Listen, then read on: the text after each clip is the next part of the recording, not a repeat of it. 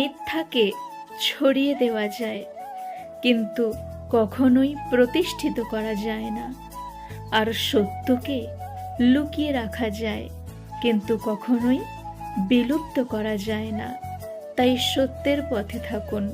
সত্যের পথে মানে ধর্মের পথে, আর মিথ্যার পথে মানে অধর্মের পথে।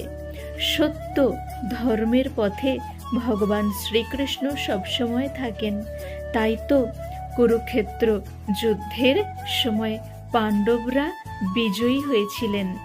আপনিও বিজয়ী হতে পারবেন যে কোনো পরিস্থিতিতে, যদি ধর্মের পথে, সত্যের পথে থাকেন। সবাই ভগবান শ্রীকৃষ্ণের নাম বেশি করে করুন, হরিনাম জপ কীর্তন বেশি করে করতে থাকুন, সত্যের পথে, ধর্মের পথে থাকুন। ভগবান আপনার সাথে